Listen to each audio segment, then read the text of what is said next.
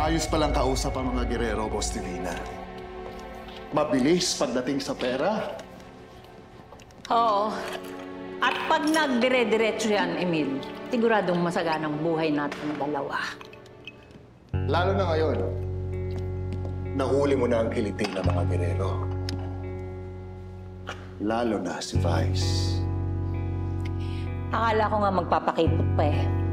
Bibigay din pala. Sino ba naman ang hihindi sa kamandag mo, Boss Divina? Wala. Kaya nga tama rin na bumalik ako sa pamilya ko. Dahil sa kanila, napalapit ako kay Roberto. Ang taong totoong pinakamakapangyarihan sa buong Maynila. Hindi mangyayari sa atin to kung nakadikit pa rin tayo kay Tanggol.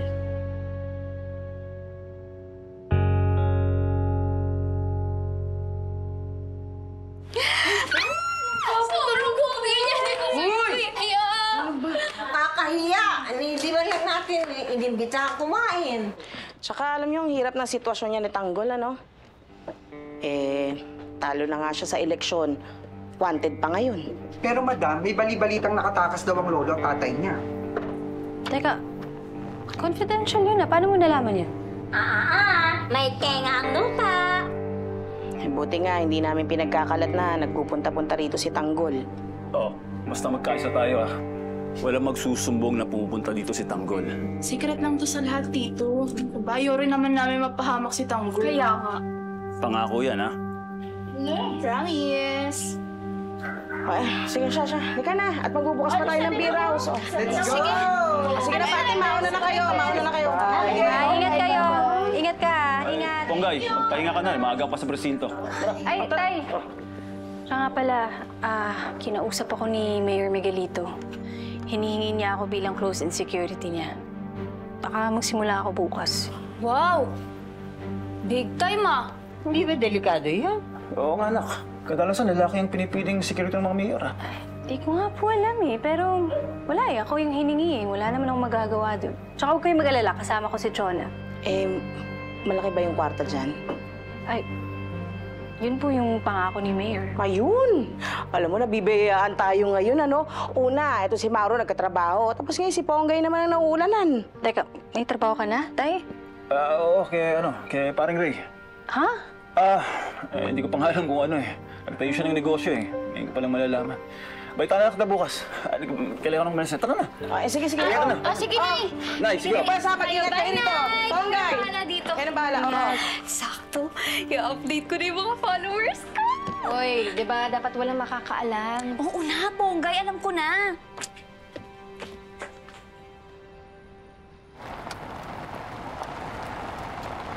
Marvin, bumaba ka muna. Yes po, Mayor.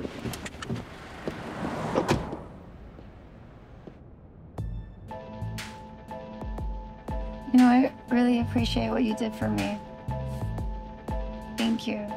You know, Allery, action should speak louder than words.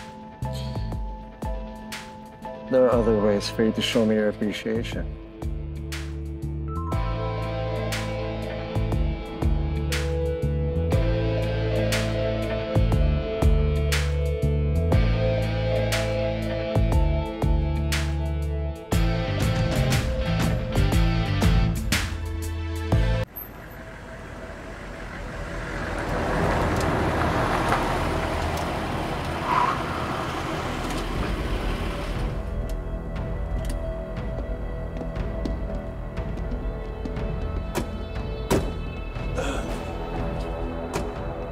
Sino ka?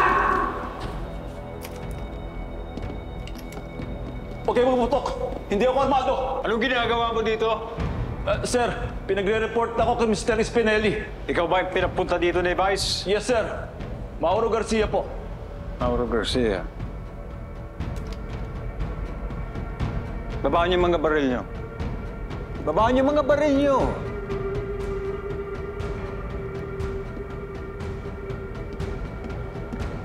Sir. Ako si Spinelli. Tama ba sinabi sa akin ni Vice? Dati kang pulis? Yes, sir. Dati akong patrolman sa presinto ng Quiapo. Good. Talasan mo ang mga mata mo. Ngayon ko pala makakatransaksyon ng mga contact natin. At di rin ako tiwala sa mga kasamahan ko dito. Makasama kita? Yes, sir. Good. Sino to? Ito ang pinadala ni Vice Mayor? Mauro Garcia, Lucio, at ang Red Phoenix. Sir. Angkong. Yan na ba yun? Parang mukhang pipitsugan naman nata to. Huwag na nating isama yan. Mukhang pabigat lang sa atin to eh.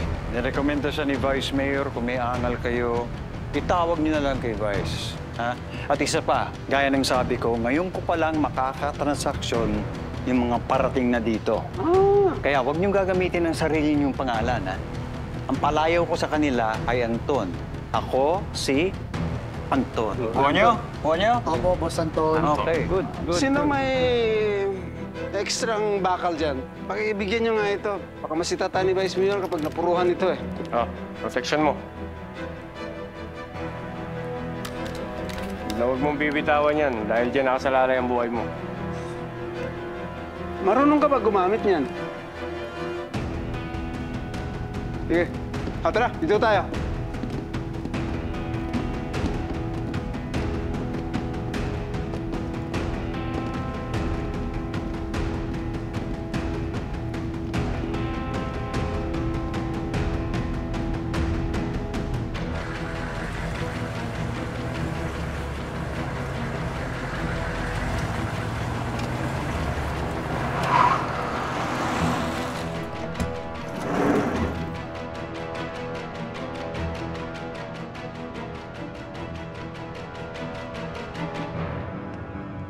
Good evening, gentlemen.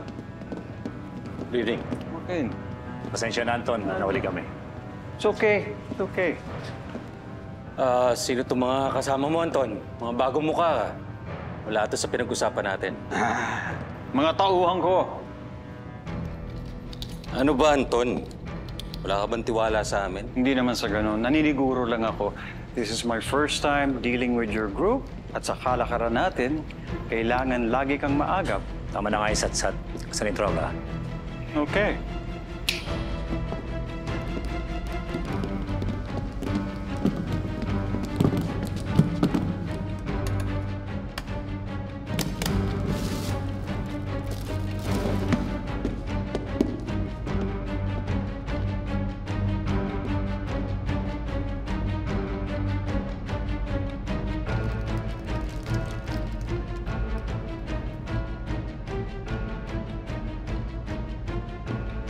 You like the merchandise? Where's the money?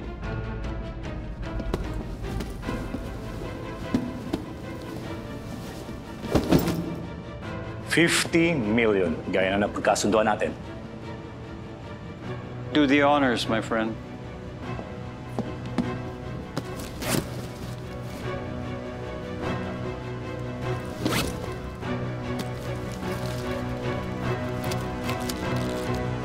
Ayos!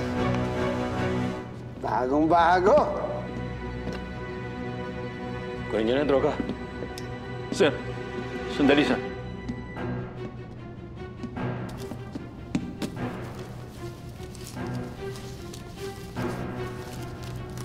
Bakit? May problema? Anton, kontrolin mo nga itong mga tao mo. Tama na yan.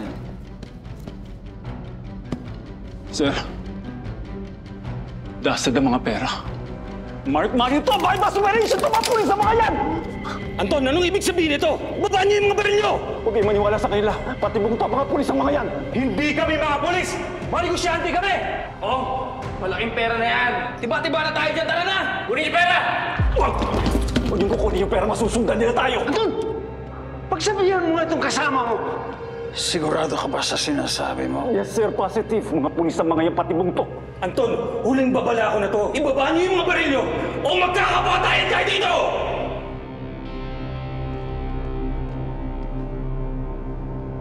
Kapatid! Move! Pulis!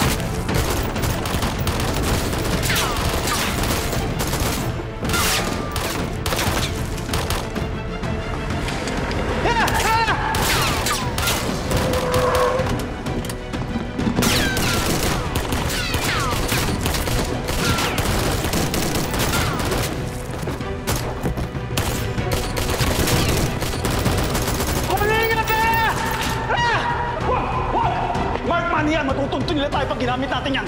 Bawiin yung droga! Tara! Tara! Tara!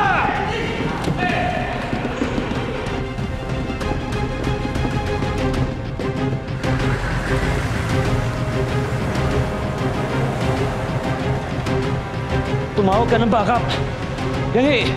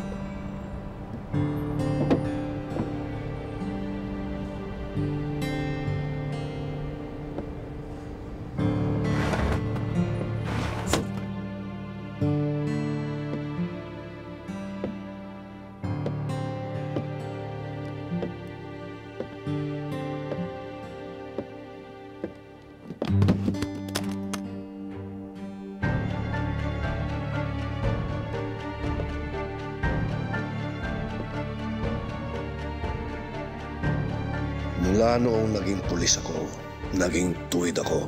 Ni minsan, hindi ko ginamit ang posisyon ko para mang-abuso ng kapwa. Wala akong tinapakan o niloko. Pero saan ako dinala nun? Sa isang miserableng buhay na hindi ginalang ng kahit na sino. Ginagawa ko lang yung tama para sa tungkulin ko. Kaya nawawala ang tiwala ng mga tao sa atin. Dahil sa pag-aabuso ng karamihan sa atin, sa kapangyarihan meron tayo. Bobo ka talaga! Hindi ko nilaan ang buhay ko sa serbisyo para pagsalita mo ako ng ganyan, General. Nagtiis ako at naghirap ako para maging isang pulis. Hindi ako tatagal sa pagkapulis kung wala ako dedikasyon sa trabaho. Isinasa puso ko to, sir. Sa mundong ito, madalas, binibili ang respeto. May kapalit palaging halaga para maging kagalang-galang. Kaya simula ngayon, gagamitin ko na ang binibigay sa aking pera para sa wakas ay respetuhin na ako at tinglain.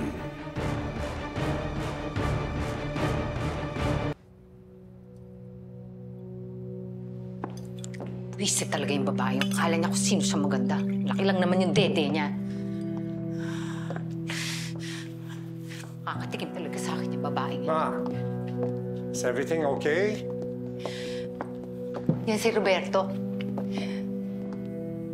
Wala siyang taste pagdating sa babae. Huh? Imaginein mo, si Divina, pinatulan niya. Bakit ganun? Bakit hindi to? Jason, ano? Hindi ba ako sexy? Hindi ba ako maganda? Sexy, ma'am. Ma, relax, okay? Marasal, at kuya is... Akala ko ba? Hindi ko alam. Ginayuma siya nung mangkukulam na yon. Ma, relax.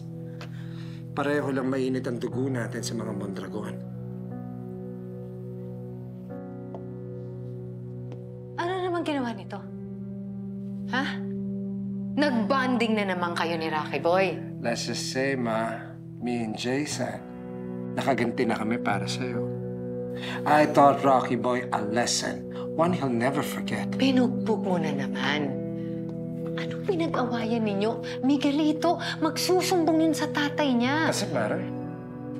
Ma, hindi dapat tayo natatakot sa kanila. I'm the mayor. Napabaksak nga natin mga Montenegro, sila pa kaya? At habang ako ang mayor, Ma, I will not stop hanggat sa tayo ng kinakatakutan. At hindi sila.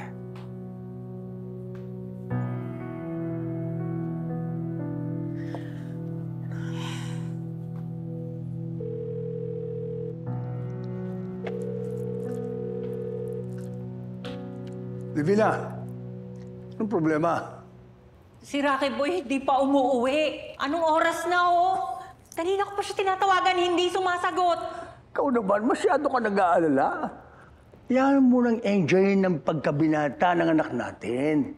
Pero Brando, masama ang kutob ko. Kinakabahan ako. Hindi mo siya kilala, no? Ako nagpalaki noon. Walang mangyayaring masama sa anak natin. Huwag ka nang masyadong mag-alala. Matulog ka na lang. Okay?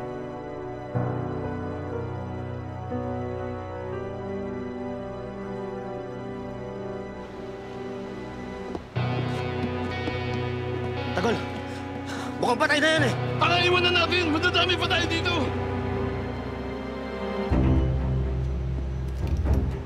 Tagol! Ano? Buhay ba to? Tanggol, anong gagawin natin dyan? Saan natin dadalhin yan? Tagol, hindi natin pwedeng dali sa pingkat. Taguan natin yan, baka matunto tayo ron. Hindi din pwede sa ospital, baka makilala tayo. Alam ko na! Kay Mang Donato! Tara, buhatin nyo! Tara! Bisa mo talos! Tara! Bisa dito! Tara!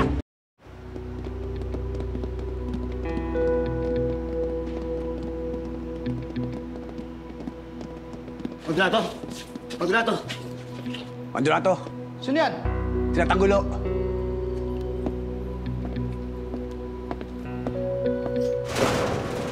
Tanggol! Mang Donato, kailangan po namin ng tulong nyo. Ano nangyari dyan? Mang Donato, mukhang sinalvage eh. Mang Donato, kailangan namin ng tulong nyo. Kailangan natin siyang gamutin. Bilis! Pasok! Igan niya na sa kama ko! Bilis! Doon, sa kama ko! Bilis! Ano kasing nangyari dyan? Hindi ho namin kilala Mang Donato eh. Nakita na lang namin, tinapon doon sa basurahan. Anong gagawin natin ngayon? Eh, Mang Donato, kung maaari ho sana, dito muna siya. Gamutin natin siya hanggang gumaling. Ikaw naman, Tanggulo. Dinamay mo pa ako. Binigyan mo pa ako ng problema. Alam nyo naman, mainit din ako sa pulis gaya nyo. Mang Donato, nakikiusap kami sa'yo. Kung sa inyo naman nangyari yan, sigurado naman tutulungan din namin kayo eh. Sige na ho.